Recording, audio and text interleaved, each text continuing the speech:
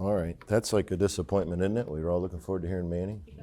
All right, Acts 14, and we'll try to make this make sense. I'm not going to spend a lot of time on things that we should know or things you may already know. Until just recently, Manny became the pastor here. I was one of 5 missionaries and definitely the rookie. But over the years, there's been more that have gone out of this church to the mission field. And whether they're still here or not, there's been others. So this church is not unfamiliar with not just missions, but sending men. But deputation changes some things based on a lot of factors, whether it be just culture, whether it be geography, whether it be current administration, economic stuff. So we were talking, and he said to share some of these things with you all. So I'm going to kind of give you a report, more or less, Acts 14, and tell you what's been going on in the last year and a half with our family. And you'll either enjoy this or you'll get a good nap. That's up to you, I suppose. Acts 14, the Bible says in verse 24, it says, "And after they had passed throughout Pisidia, they came to Pamphylia, and when they had preached the word in Perga, they went down into Attalia, and thence sailed to Antioch, from whence they had been recommended to the grace of God for the work which they fulfilled. And when they were come and had gathered the church together, they rehearsed all that God had done with them, and how he had opened the door of faith onto the Gentiles." And so obviously we know the story. Paul and these folks here, they've gone, and they're actually doing missions work. They're not just raising support. Paul, in the book of Acts, their support and missions work kind of were synonymous. They would go to a church, and that church would, and support would happen immediately. We weren't dealing with independent Baptist churches that they would go get support from, because it was starting. It was the beginning of it all. So they came back and they rehearsed what they had gone through to the church that gave a report. So we use terms in missions. We use terms like deputation is the time we raise our support. You're deputizing somebody to go to a mission field on your behalf. And so you're getting behind that ministry. You're funding that ministry. We don't spend a lot of time talking about that. And then we use terms like furlough, which is a horrible term. Furlough is a horrible term. And I've not been on furlough, but I'll give you just an insight in a little bit. But there's been a lot of missionaries who come back on furlough, and they spend 6-8 months just running church to church to church. Brother Kessler, I guarantee you when Brother Danny gets here tomorrow, he's not going to look well rested. Because he's been traveling the country for 6 months on furlough. And furlough, by definition, means he's on a break. And he's not on a break. So sometimes our terminology can be deceiving. So I want to tell you a little bit about us and what the Lord's called us to do, and hopefully this will be exciting to you. Brother Manny said we're currently at 86% of our needed support. We've been traveling, I don't know if it's a record time or not, we've been traveling on the road full time for 17 months. So that doesn't sound long, but it does when you're doing it. We have visited last Wednesday. I was in my 160th church, 160 scheduled meetings. We currently have 58 supporting churches and 12 individuals or families that support us. And you can get it. No, that's not a sales pitch. No. We presented to churches in 20 different states and in Canada. So Canadian money spends for missions too. So let's give a little timeline, and then you just see how this goes. In 2014, we left here. Our family did. We had no intentions of ever going anywhere, but God opened a door, and I won't give you that long testimony because we got to move. We left here to go to Brunswick, Georgia. And if you think there was no fruit from that, there's a bunch of walls getting built back there because some people decided they liked us so much they were going to follow us. So, but they're not going to New Guinea. So we went to Brunswick, Georgia, and I won't give you that testimony because it's kind of lengthy, but God really, really worked in our hearts there. I went through 3 years of Bible Institute, and like anybody goes to the Bible Institute, you get that piece of paper and you know everything there is to know. I was the best thing the ministry could ever get, my graduation. And then I realized that black and white on paper doesn't always match in the ministry. There's 15 verses to say do it one way, 15 verses to say do it another way, and no matter how you do it, you're going to be wrong. And with a church of 7 people, that's exciting. But anyways, we never had business meetings. We just had conversations. Whenever we had conversations, everybody was there, and it was a business meeting. So it was fun. And I don't want to belabor this, but we were there in 2014. And we stayed until 2019, but I resigned the church in 2018. And during those 4 years, we poured every ounce of what we had into that place. And that's not just to make it sound good from a pulpit. We obviously teaching 4 times in church. That's what a pastor does.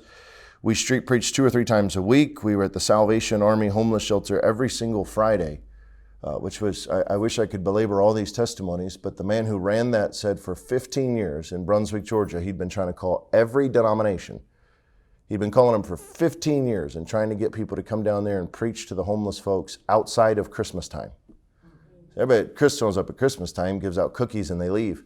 He said, the only people I got coming down here is a non-denominational church the week before Christmas, gives out cookies, and the nurses come and talk about venereal diseases, and that's it.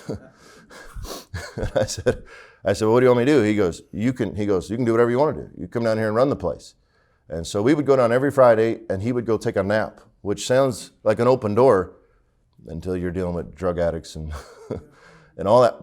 But it was a real learning experience, being raised in church in a Christian home, never being around any of that stuff. That was culture shock, dealing with that stuff. And we took our whole family down there. And you can fault that if you want to, but we had a good time. And we have exciting stories to tell you about that. We had a lady come to our church for a while. She said, I have a burden for the nursing home. I said, well, there's those everywhere. Let's find one. And so I called all these nursing homes, and they all said, we all have services until I got to one. And there was the Section 8 nursing home. And so they've never mopped their floors. It was rough. I think they were wearing masks in there before masks were cool. It was bad news. And we'd go in there and sing. Well, that lady left the church, but we still had a ministry started, so we had to keep doing that. The Lord opened a door for us to preach at the Brantley County Jail every other Tuesday. I say us, it was me. I didn't take Sheila. She's not good with preaching to prisoners. She only preaches to me. Well, at least once a month we went to a festival or a parade within an hour of our home. I mean, within an hour. Now, with an hour, you can go to Jacksonville, you can go to Savannah, you can go, and if you pay attention to small town America, even here, there's a tiny little town somewhere that celebrates something stupid all the time, right? I mean, there's towns like, for example, Woodbine, Georgia has never had a crawfish. It's not a natural species to Woodbine, Georgia. But the mayor's from Louisiana, so every year he throws a crawfish festival and imports all this crawfish, and 50,000 people show up to a town of 1,500 people to eat crawfish. It makes no sense, but 50,000 people get gospel tracts. And I say all that, it's not a boasting thing. Towards the end of that, the Lord opened a door for us to get on the radio 2 times a week, and unfortunately, we could never line that up to be the same sermons, so we were pumping out some sermons. I say we, mostly the Holtons. And I say all that to say this, when you're in the midst of service, you don't realize how tiring that can be. And deputation for us had a different perspective. I went into deputation with a horrible attitude, as I go into most things. I've kind of always still been a teenager at heart. Everything's just bad. I'm going to be a grump about it. And God proved me wrong on deputation.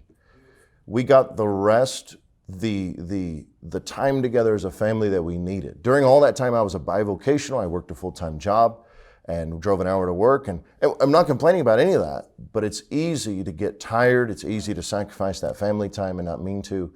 And so I said, I'm going to put my family through deputation. This is going to be horrible. And God made it one of our best experiences so far as a family. So let's talk about that for a minute. I resigned the church at the beginning of December. I wrote all this out because Sheila says I ramble, and that's true. So I resigned the church at the beginning of December 2018, and I should have done that differently. I should have put everybody in the same room, but I went to each member individually and talked to them, and that was just so awkward to have to cry with 4 different groups of people. But I would have done that again. I would have just wrote them a letter and left. No, I'm just kidding. Our last service there was the last Sunday in January of 2019, and so what we did was There's not just, hey, we're going to go be missionaries, we get on a plane and we leave. Duh, I mean, we're still here. So we called up Word for the World Baptist Ministries. I actually called some other mission boards too, because I didn't just want to be the copycat. And I realized why everybody went with Word for the World. And I won't belabor that, because when Missions Conference comes, we can talk all about Word for the World. But was really impressed with some of their things and how they help missionaries. When I called Brother Rudy, I said, the director there, I said, what do you do for missionaries? He goes, we don't help missionaries. I said, oh, well, I called the wrong number. He says, no, we help churches, and churches send missionaries. He said, so we'll help your church if your church is going to send you to be a missionary. He goes, if your church can't help with your finances, we'll help. If they can't help with visas, we'll help. And I said, oh, okay. Well, I like that. And so I called him and I filled out the application, and there's a bunch of stuff you got to do. I mean, I've gotten jobs easier than this. And you fill out this 4-page application. You got to put down references that aren't related to you, that aren't from your home church. And I mean, almost an FBI check, I guess. And I filled all this stuff out, and we got all the paperwork done. Your adrenaline, you're getting it all done. And this was in December. And Brother Rudy called me and he said, I got everything. I got your referrals. I got the folks. I got everything. Looks good. He said, so the way this works is in June every year, the 3rd week of June, we have a candidate school where we teach you. We go almost 12 hours a day, if not more. And we overload your brain with missionary stuff. He said, at the end of that week, you'll get a certificate if you just live through it. There's no test. You just have to live through it. He said, and when you live through it, we'll commission you to be a Word for the World missionary, and you can start your deputation then. And he said, and then I'm sitting on the phone going, I'm kind of wanting to start now. And he said, well, I'll call your pastor, and he's the last person I have to talk to, and then we'll see you in June. So have a nice day. And so I got off the phone, and I was sitting in my office at work, and I said, Lord, I'd sure like to start visiting churches sooner. I'd sure like to. Oh, well, that's not how it went. I actually said, Lord, can you help me figure out a way to start visiting churches sooner so that I don't get in trouble with Word for the World? Brother Rudy called me back 57 minutes later on the dot, and he said, okay, when I hung up with you, I called Brother Baker, and I just hung up with Brother Baker. I said, oh, so it wasn't very long. And he goes, well, I don't know the details of that conversation, but his conversation went like this. He said, well, after talking to him, we're going to go ahead and send you all our logos. You can put that on your information. You can tell everybody you're a Word for the World missionary. You can go on and just raise your support. You just have to at least come in June and do like the other missionaries. And he said, don't make me regret this, because I've never done this for anyone else. But based on what your pastor said, we're going to sign off on this. Amen. So I don't know what Brother Baker might have just said, we want him gone, just help him. I don't know. So then began the fun part of deputation. We began to call churches. Now that sounds fun. That sounds boring. It is boring, and it's not fun. I wrote down some stuff because I keep records. I write stuff, and sometimes it makes sense. Sometimes I just throw it away. But I began to call churches. My job allowed me to stay on the phone in my office for 5 or 6 hours a day. My job, the way it worked, was when you finished up a project, it was for the U.S. government, so they're used to wasting money. When you finished up a project, you would get your startup paperwork for the next project. Well, they knew I wasn't going to the next project, so I didn't have no startup paperwork to do. My boss was a Mormon. I said, well, I'm going to be a missionary. I'm not going to go on the next project, but I need to finish this one out. And he goes, well, good. As long as you got a warm body on site, I don't care what you do. I said, well, I'm going to make some phone calls and set up meetings. He goes, I don't care what you do. As long as if somebody comes by, you can stop what you're doing and answer their questions. What a great opportunity. So I sat on the phone for 5 or 6 hours a day. And then I'd go home and I'd sit on the phone for 2 or 3 more hours and call churches out west that are behind us in the time. And I learned how fun this process is. 1 out of 10 phone calls, and this is not me just estimating, this is lists of churches, and I made marks next to all of them as I called. 1 out of 10 phone calls would result in a conversation. It's 9 people didn't answer the phone. Now, that could be a church secretary who thinks that you're the Antichrist trying to steal their flowers. I don't know. But most church secretaries have no personality. Please, ladies, get one. I know this is going on the internet, so I'm going to lose support when my supporting churches see this. 1 out of 10 phone calls would result in a conversation. Yes, no. More than likely, it was send me your information. Okay, easy to do. 1 out of 100 phone calls would result in a meeting. Sure, let's put a date on the calendar. 1 out of 100 times you dial a number, it rings. Not 100 times you talk to somebody, 100 times it rings. And 1 out of every 3 visits to a church, 1 out of every 3 churches we visit has brought about support. Now, that is a much higher, I don't understand what the Lord is doing for us, but that is a much higher number than most missionaries. Now, you talk to, especially Brother Manny, who did it in 2008, which was just a weird time. Well, it's a weird time now. We'll talk about that in a minute. But in 2008, and then Brother Wayne, who did it back in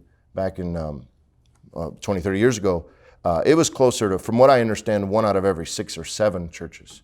And I don't know if this is our wonderful president's economic working or just the Lord, but we're going to take it. 1 out of 3 churches, which means 1 out of every 300 phone calls results in $25 to $50 a month. So how many phone calls can you make in a day? We would book about 1 to 2 meetings a day. Sheila and the kids, our philosophy as a family is everybody's involved in everything. Everybody's involved in everything, within reason, And so she made a big chart, 1 by 1 squares on there, and the goal was to get 180 meetings booked before we hit the road. We didn't make that goal. We got about 150 something. But she would go, and every time I'd book a meeting, I'd call home, got another meeting. And then the boys would go on there and they'd take turns and they'd color in the square. And that was just what we did. And it was exciting times.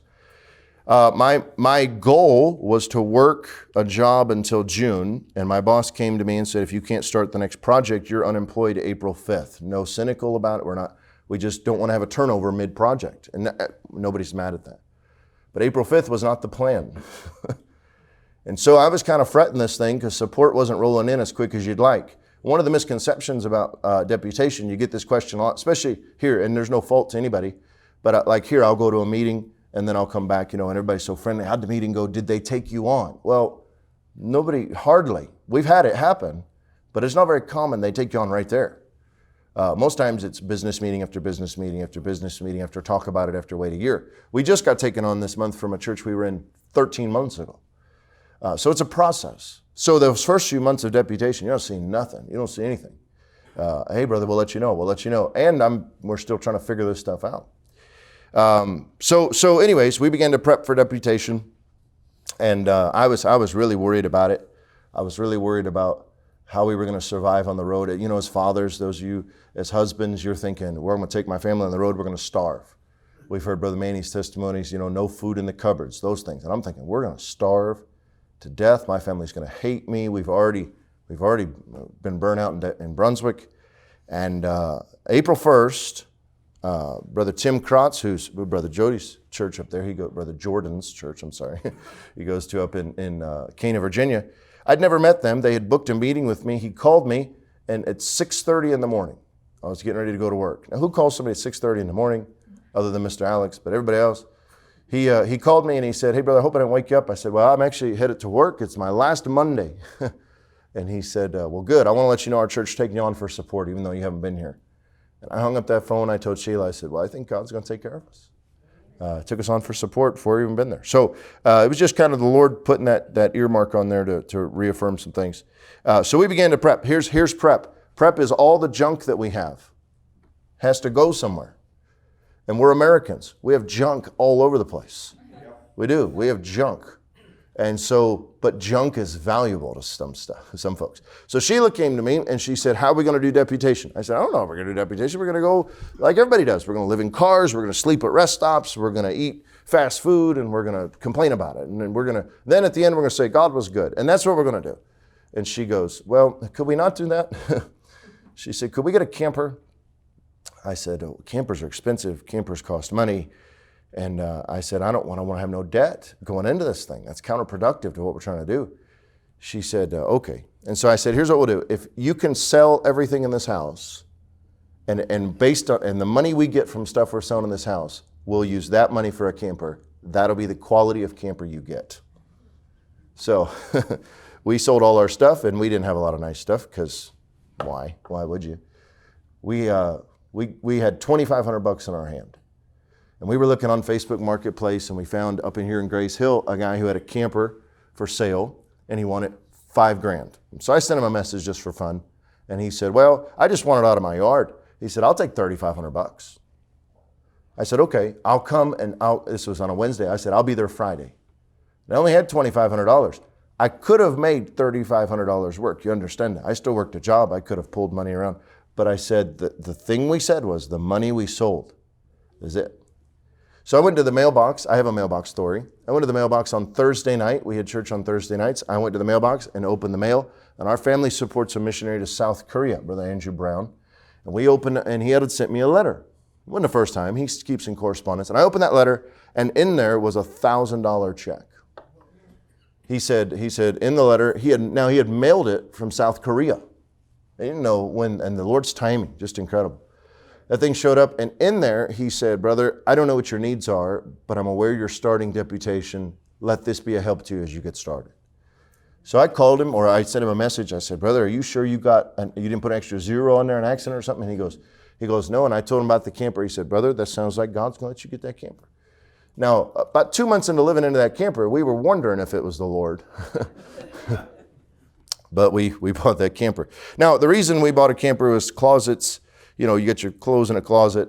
It was a help to us. We ate on a stove. We haven't ate at restaurants. We do eat at restaurants, but we eat at restaurants because we're Americans. We don't eat at restaurants because we have to. We've lived out of a refrigerator and a stove, and that's been helpful. But really what that's done is this is going to make this little session a little boring because I don't have a bunch of weird stories. I don't have any stories. I have one, but I'm not going to tell it to you. Because that person follows my Facebook very, very closely. And they'll see this up here. But we don't have any weird stories. I don't have stories of sleeping on roach floors. I don't have people tell me not to look at their dogs. I don't have any of that stuff. We lived in a camper. Now, we lived in a camper where you could hear the person breathing all the way at the other end. It was $3,500 doesn't buy you a nice camper, but it was home, and we're thankful for that.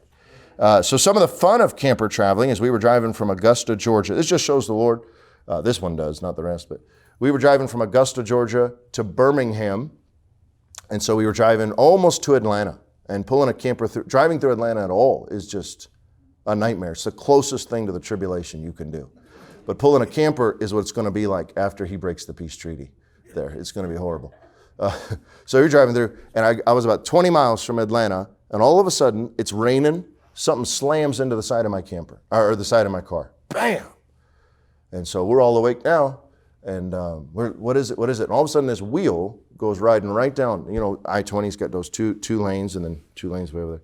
And it's riding right down the middle. And there's semi-truck cars. It's a busy road that day. And that tire goes riding right down that line. And I'm going, somebody lost a tire.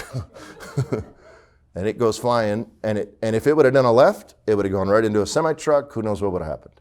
But it did a right, and it went right in front of me, and it went right off to the side, into the shoulder, and it didn't even flop over. It leaned right against the guardrail. And so I said, where'd that tire come from? And one of the boys goes, Dad, that's one of our tires. And so we pulled off to the side. Boy, if you're going to get a camper, you better get a dual axle, because that would have been bad news. One of them tires went off. And anyway, I won't go into all that. But pulled off on the side, and sure enough, I was missing a tire. But I knew where it was. It was right there. And it had sheared all the lug nuts off. I got a picture I could show you. It was, or not nuts, bolts. It was gone. It was flush. You say, you know how that happens? Yeah, I guess. The guy gave me a big lecture at the tire shop. But the Lord protected us. And so he changed that tire for me in the rain, and I sat inside and watched him. We bought that camper, and we're not complaining. These are fun stories for us now. There was a lot of yelling going on when all these stories were happening. First time we pulled the camper, I look back, and there's a bunch of mini blinds flying out the side of the window. And Sheila goes, I said, Sheila, why'd you leave the window open? She goes, I didn't leave the window up. I don't even know how to open that window. Well, we didn't. The window flew out. The window was gone. The window's somewhere in the marsh between here and Brunswick. So I bought some plexiglass and glued it all in there, and it was nice. We had a nice window. It rattled every time you opened the door, but it was fine. 2 trips later, the other side, same thing. So I went around and I caulked in all the windows, and that lasted about 6 months. And then the back window flew out, and you can't see the back window until you get where you're going. And boy, that just destroyed our whole room. So we had 3 different windows fly out 3 different times. And so whoever bought that camper, they got a whole new window package. I should have charged them more. This is the fun, and I'm getting to something here. We went to Arizona in the fall, because that's when you go. That's when Brother Spurgeon goes, because the weather's nice. And if you stay lower than Phoenix, you go north of Phoenix. We drove to Flagstaff. We visited a church in Flagstaff. We parked our car, 9 degrees. The guy said you could park your vehicle right there, right where the wind was blowing. So we laid in bed at night, and the camper did this number. So I'm smart enough to know how water freezes. I was homeschooled. And so I undid the hose, and but I forgot, because I was homeschooled, I forgot that there's water hanging out in the sewer tank, or in the sewer line. So I'm so proud of myself. I disconnected the hose. I even brought the hose inside so it would be nice and warm in the heat and everything. And then I got up in the morning and I hooked the hose back up and I turned the water on, and it just filled the sink up. because here's a very crude, we had a poopsicle hanging out there in that sewer tank. That whole sewer line had froze up. So about 7 tea kettles later, it all thawed out. And that's just fun. That's fun stuff. The boys thought it was great. I was mad. So the last, and then we'll move on. We were at a church in North Alabama in the middle of the summertime. We got to a church. It was drizzling a little bit, just enough to be annoying. And we were hooking up the camper, and I've been driving all day, and I took the plug, and I plugged it right into that 30-amp outlet, and it sparked on me. And I said, it's not supposed to do that, but it is wet outside. Maybe there was just some water. Well, Sheila runs out, and she goes, something just sparked in there. And I said, oh, well, sparks aren't good. So I unplugged it, and I dried everything off, put it back in there, and it did it again. Well, what happened was, and I won't give you the details because I don't even know the details, somehow they wired up that 30-amp outlet wrong. A 30-amp outlet for a camper only needs 120 or 110. They had wired it like a stove. It had 220 coming through it. When you plug a camper in, the newer ones have protections on it. We had a 19-something camper that wasn't, And so when we plugged that thing in, it blew the whole converter, which is a $1,000 part on a camper worth $500. And so here we are in Alabama, and it's just cooking and cooking and cooking. And that pastor and his son came over, and they were talking to me or texting me and stuff. And they said, well, here's what we'll do. Just stay in our missions house. Easily the nicest house I've ever been in. Not missions house.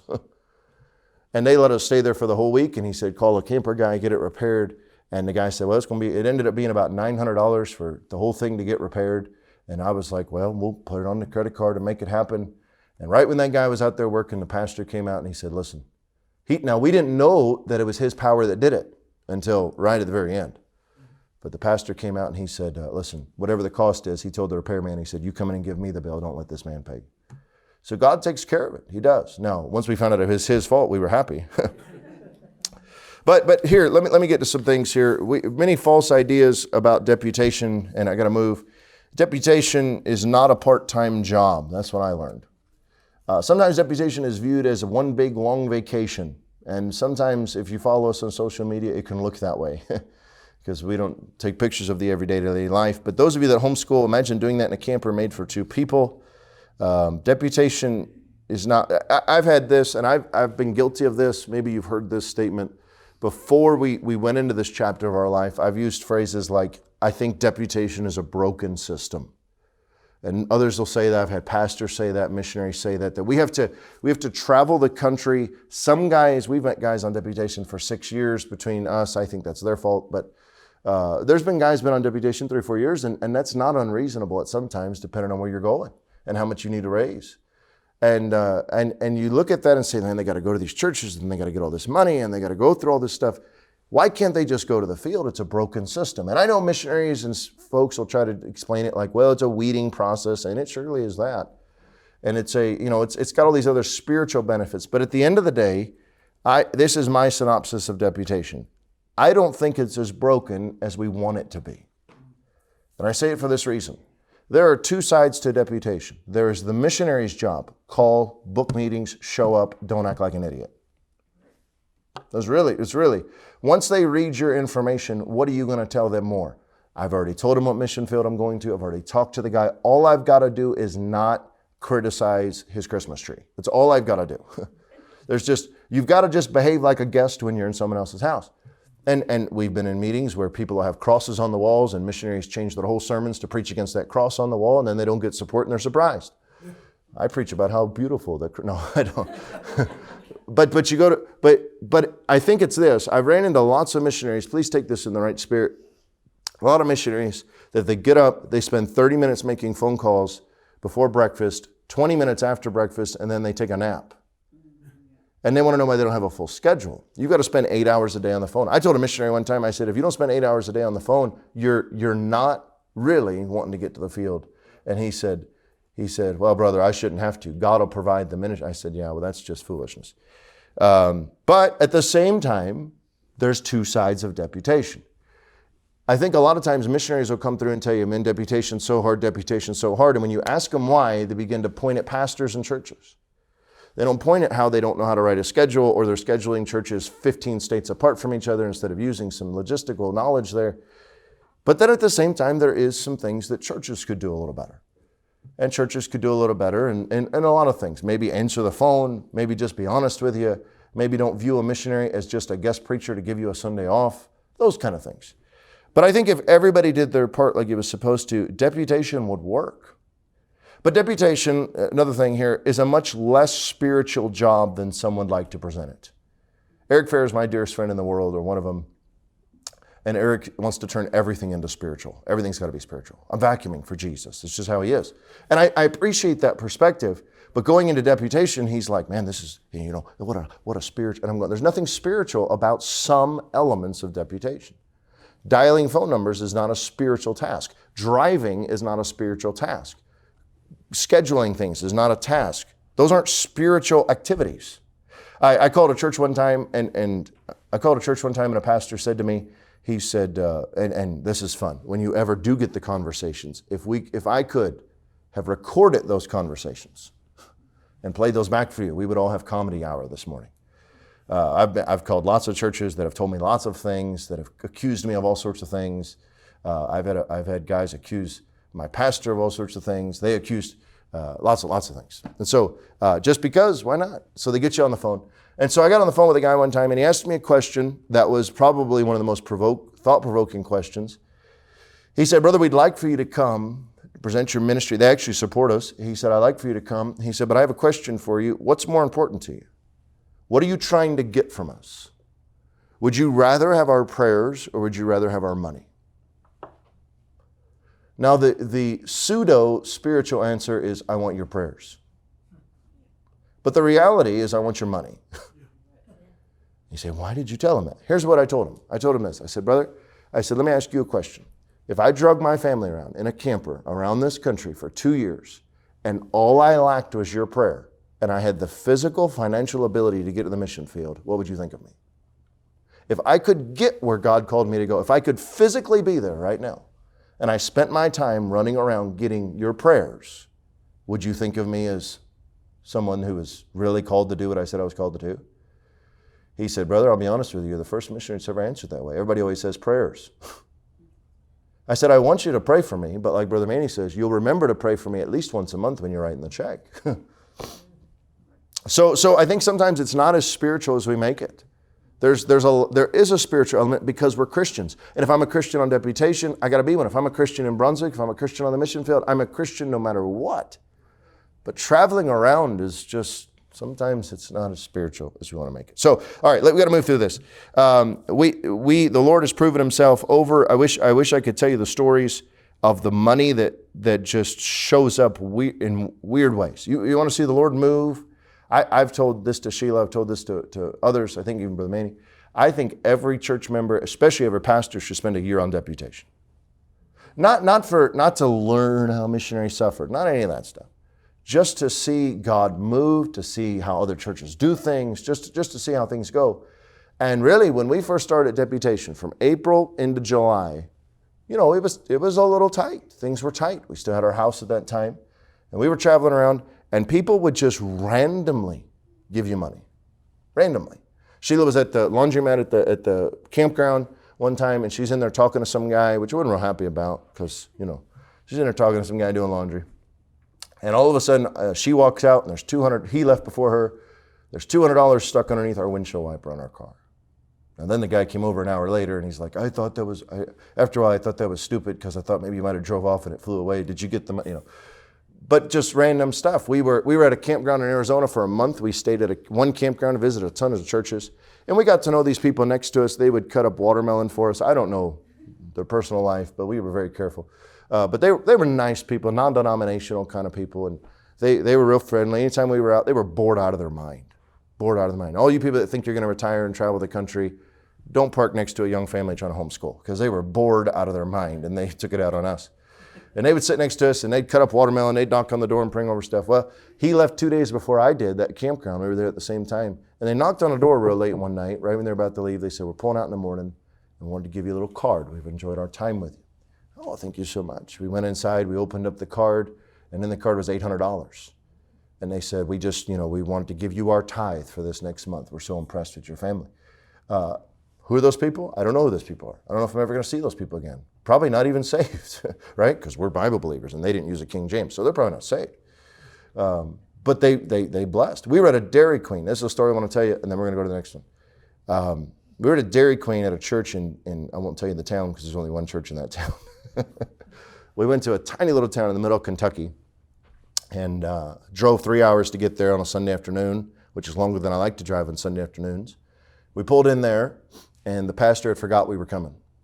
I'd send him letters, I'd stayed in contact, and for some reason he just forgot. So he had booked his son-in-law, who I don't think, let's just be plain, I don't think he'd ever preached before in his life.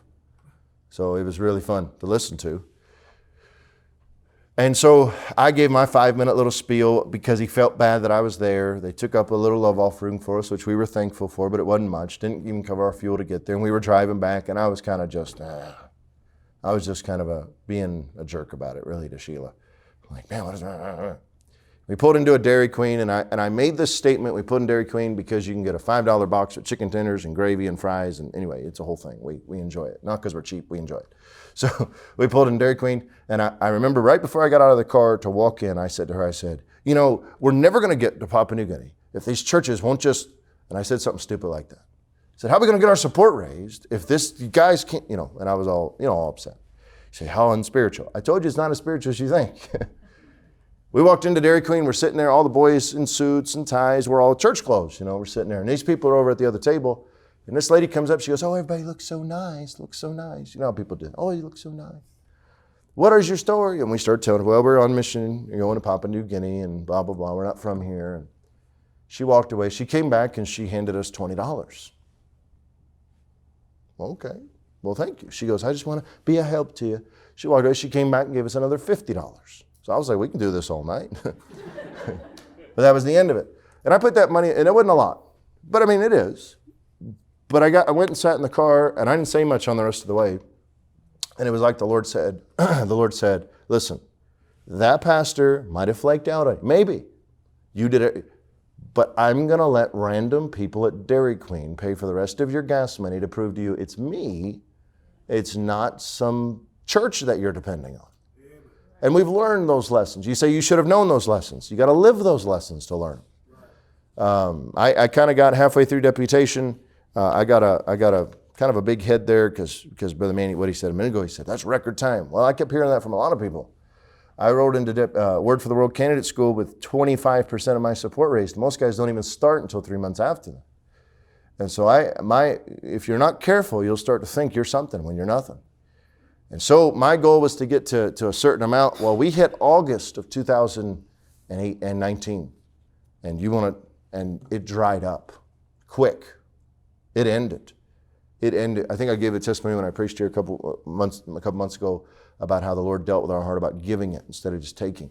And the Lord blessed us from there. But boy, it dried up and we were discouraged. Or I was. Sheila was just staying out of the way. And God just kept blessing. And so a couple things here we've noticed. I won't take all your time this morning, but I have an allotted time. I had some incorrect assumptions about churches before we started. Stereotypes are there for a reason, but sometimes they shouldn't be there. Does that make sense? Let me say it like this. Number one, we realized churches are different. We had made assumptions on churches based on their location. Okay? Half of the crowd's going to like what I'm about to say, the other half's not. We realized the difference between northern churches and southern churches. Okay. Here's the difference. Southern churches take you on sooner. I mean, within a week, maybe that service, but their support's a little lower. That's just economics, right? Study geographical economics. But it's always northern churches, like it takes a little longer, their business meeting. It's colder up there. It takes a while to get moving. But here's something that was a real shock to my family, to me, more to Sheila than me. Well, maybe from a woman's perspective. The hospitality factor. We always use these words together. Southern hospitality. No, sir. Every pastor's house I've ever ate in was above the Mason-Dixon line. Every pastor I've ever spent substantial amount of time with, above the Mason-Dixon line. We go up north, we'll go to, now this could be because they have less missionaries come through. It could be there's less missionaries, and so it's a bigger deal when you come through, okay? But we'll go to churches and they'll say, it's just known, if on a Sunday morning I'm up north, they'll say, we just know we're going to their house for dinner. We've had pastors take us out down south. We've had all that. I'm not telling you that we've been treated badly in the south. I'm telling you when it comes to hospitality, we could learn something from our northern opponents. They might have been so hospitable they started a war back in the day, but I don't know. But brethren, I was really shocked. Now listen, that's not a hard and fast rule. There's been some churches down south that we have fallen in love with. There's been some up north that I was glad we were only there one service. So it's not a hard rule. But I was really sure, we went into this thinking Southern hospitality, and we're going to be wore out at people's houses. And it wasn't that way. Now, we're thankful for people taking you out, doing all sorts of things, and I don't deserve any of that. Our motto as a family is $1 is more than I deserve, because the church they don't know me. I don't know them. Why am I entitled to any of their money? I'm not entitled to a meal. I'm not entitled to a place to stay. So the fact they do anything for you is a blessing. But it was that little shock, because in our mind, and some of that is we're just used to Brother Baker. I mean, you drive within 30 miles there, and he's going to cook a bunch of fish for you and do all this stuff for you. And that was kind of how we went into this thing. Another thing we learned was churches are different than we thought based on size. We walk into a church, you walk in, you'll see 300 people there. You see the big long foyer full of missionary letters. We have gotten to the point, 17 months into this, that when we walk in and see that, we're like, well, I guess let's get through this service. But when we walk into a church with 15, 20 people, and they're all over the age of 50, we're like, jackpot. Our best supporting churches are small churches. Our best supporting churches are older people. And they are the most involved in our day-to-day lives. Social media helps with some of that. It's just incredible. And some of that could be they support less missionaries. Here's an illustration. We went to a church in New Mexico, and I called the church. There's not a lot of churches in New Mexico, but we were going through there. And I called the pastor, and he said, yeah, I'd love for you to come by. He said, here's the address. I said, okay. He said, call me when it gets closer. I'll give you more directions. I'm going, well, I got an address. Why do I need more directions? But I called him a week ahead of time. He said, good, I'm glad you're coming. He said, here's what I want you to do. When you get to that address, there's a driveway. And I want you to drive, it's a house. This is going to be a good story. It's in Roswell, New Mexico, so it's already weird. He says, you're going to drive down this driveway, and when you drive down the driveway, if you go to the right, you'll go to the house. Just go straight, and you'll go to the shed, and that's where we have church. And I said, oh boy. So this is a 3-hour drive from El Paso, and I drove up there, and we drove through a neighborhood, drove down the driveway, drove down the back, and there's a shed that would be about these two sheds we have, or the shed we have lawnmower in out there, or whatever. If you put two of them together, that was the size of his building. And I was like, what a weird. He said to me, we're going to have dinner on the grounds, which was we all had a little meal at his patio furniture out back. And I'm sitting there, really, be brethren with you, I'm having a bad attitude. I'm being friendly to him, but I'm thinking, Lord, I just need to be in a church that's going to take us on. I can be a help to this guy, but I need support. And so he said, let's go to church. And so all 5 of us, 10 of us, plus our family, walked over to this little building. We went inside, and it was nice. He set it up like a little church, Sunday school room kind of thing.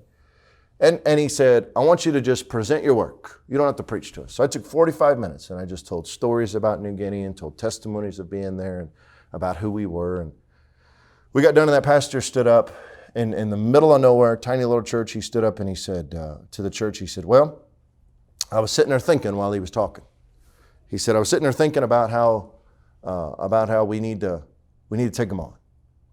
He goes, so I told the Lord, let's take him on for $25 a month. And the Lord said no. He said, so I said, Lord, should we take him on for $50 a month? And the Lord said no. He said, how about 75, Lord? Now, I didn't hear this conversation. He must have had it in his head. But he said, how about 75? And the Lord said no. He goes, so I asked the Lord 100. And the Lord said, take him on for 100 a month. They are one of our most faithful supporters, 6 people in the backside of a backyard in New Mexico. Well, afterwards, we learned the story, and it's an interesting story how he really was a pastor of a big church, and they had ran him off over some things, and he had small people that wanted to follow him. $100 a month from a little church that I had a bad attitude. I'm glad it was dark driving home, because it was a pretty embarrassing drive home after I'd complained the whole time. The Bible says there in Corinthians, God's strength is made perfect in weakness. And Deputation has proven that over and over and over again. When we started, it was let's book the big churches. Let's book the big conferences. And after you run a few of those and realize those guys are not really as much as they want to present themselves to be. The small little churches that you've never heard of, that I'd never heard of in the middle of nowhere. Now, I'll tell somebody, they'll say, where are you going? I'll say, I'll name a town. And they'll say, oh, you're going to? And they'll name the big church. And I'll say, no, I'm going to this church. And they'll go, I've never heard of that. And I'm going, perfect. And usually that pans out really well for us. All right, I've got to move along. This is the other thing we've learned about churches, and this is a fun one. My time is almost up. Wrong churches. Take this correctly, please. We learned this. Do not take this as I'm a compromiser. But wrong, put this in quotes, wrong churches have some things right. We've been to churches where we've got in the car and went, what just happened? My boys have a story about a church that we'll be vague about for a reason. They support us. It was our first church that we went to on deputation that we didn't know. That we had not, we went to Brother Doss, we've been to some other churches. First church we've been to, we didn't know. And we walked in there and they had the whole praise team up there. I mean, they had it, ladies in jeans and men in skinny jeans and the whole thing. And they started going at it. I would imitate it for you, but you wouldn't enjoy that. And my kids, they sang this song called His Grace is Enough. And my kids they don't even know the name of that church. They call it the His Grace is Enough church still. We left there and my kids were like, Dad, that's a devil church. If they give us money, don't take it. I said, well, too late. And that church, now here's what I'm telling you. You say, would you go to church there? If you asked me, if you named that town and said, do you know of a good church in that town? I'd say, no, I don't know. They wouldn't send you there. They're not even solid on doctrine. They're not solid on any of that stuff. But they got one thing right. They're supporting a good missionary. At least I think. Actually, they support quite a few good missionaries. I was looking down their foyer and I was going, I know these guys. These are good guys.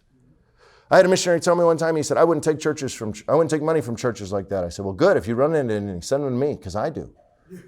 You say, why? This is what I told that guy. I said, if that guy's got his music wrong, and he's got his dress wrong, and he's got a bunch of other stuff wrong, and the one thing he's got right is he's supporting good missionaries, why would you take the one thing he's doing right away? And so there's a lot of wrong churches that are doing things right. The same tone, I'm wrapping this up, the same tone, there are churches that have it all together. There are churches that you can walk in and you can see the Choctaw spellings. You could see the books in the pastor's office. You can have a conversation with the pastor and you're going, oh, these are our people. These are our people doctrinally. And you walk out of there going, but that's all they got is doctrine. Brethren, these are not hard rules. We've been in lots of churches that are horrible in standards and they prove they're horrible all across the board. And we've been in some very doctrinally solid churches that are just wonderful churches. But I'm telling you, I've been surprised by the fact that one doesn't always mean the other. And some folks can have some things right and be wrong in some other areas. All right, we got to move quickly. We've gone to churches that are in hotels, not in the rooms, in the conference rooms. We weren't that weird. We've been to a church in someone's house. One of the coolest churches, and then I'm going to read you a list and be done. One of the coolest churches that we've ever been in was I was booking churches in Arizona, and I just was looking at the whole map. I didn't know where these churches were.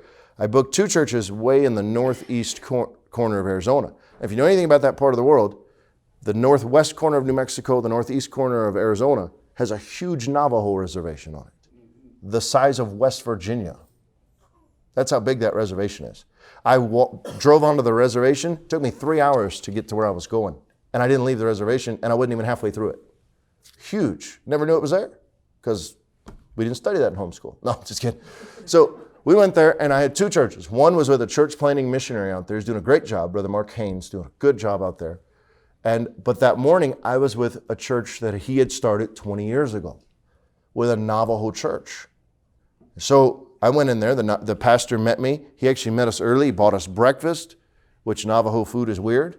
He took us to the church. I went in, and he said, brother, they understand English, even though it's not their mother tongue. So I preached, and they were not lively. They all looked like Mexicans, but they didn't behave like it. And we preached and had a good time.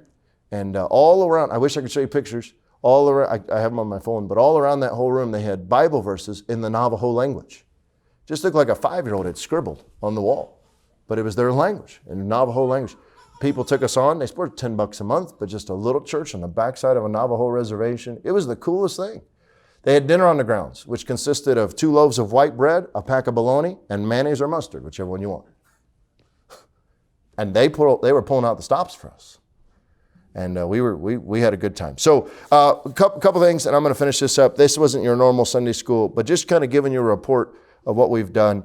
On deputation, we made it a point that I wasn't going to burn my family out. I got some of that counsel from some folks. So anytime we go somewhere, we try to find out, I gotta end this. We try to find out if there's something fun to do in the area, and most places have one fun thing to do. And then they create 20 more to keep you there the whole weekend, okay? That's how it works. So we try to find that one thing to do. Well, we've gotten some cool stuff. Most of the stuff we've done for free. I've got a whole list here I won't read to you. Sites we've seen, the Grand Canyon, D.C., lots of places that were just free. Our family loves it. So very, very quick, let me wrap this up. In January, we found out Sheila was expecting. That was 9 months ago. She has the baby now. That's how it works, 40 weeks. And COVID happened on March 19th. March 19th was the day that lives in our deputation infamy. Because on March 19th, 2 months of meetings were canceled within 2 hours. It was call after call after call after call. I almost turned my phone off. It was bad. Our trip to Papua New Guinea we had scheduled for April was canceled. It was all canceled. And again, I had a horrible attitude. But between April and between June, 10% of our support came in and we didn't visit any churches. And from June 1st when we started till now, we had 20% more of our support come in. Our best financial time on deputation has been since March 19th until now. We've had more support come in, more churches take us on, more love offerings show up, more people contribute to our setup fund than ever before. It might just all be their stimulus package. They might not be giving anything. But all of this show up, and God proved once again that He's taking care of everything. So let me wrap this up by saying this. I hope I didn't bore you too much, but our current intention, our goal is to leave by February 1st. We've got a couple things we need taken care of before then. Right now we're in the process of a work permit approval to get over there. Brother Wayne's working on that, so pray for me because Brother Wayne is working on that. The baby's paperwork with all the government offices closed, that's taking longer. And just pray that we don't see any more COVID delays. September, we had a lot of meetings cancel. And looking back on September, it kind of made sense because I would have been in Texas when the baby was coming unexpectedly. So we're really glad the Lord canceled those meetings for us. But we just pray there's no more cancellations moving forward. We're booked pretty solid between now and February 1st. Not solid, but enough to where we can see the rest of our support come in. And we're just praying that you'll keep that in prayer. If you want to pray for us specifically, specific prayer is good. Pray that we can get to New Guinea when we want to be there in February 1st and that nothing will hold up this paperwork and the rest of our support come in. Amen? And pray we don't lose any more wheels on our camper. All right, we're done. Let's pray and then we'll close. Dear Heavenly Father, thank you for this time. Thank you for these folks and their patience. Lord, I don't know if this was informative or not. I don't know if this was a blessing or not. But Lord, I pray that this would just be a help to somebody. And Lord, as we tried to give you the glory of how well you've taken care of our family over the last year and a half, I pray you'd continue to bless us. Bless the rest of our time here this morning. In Jesus' name, amen.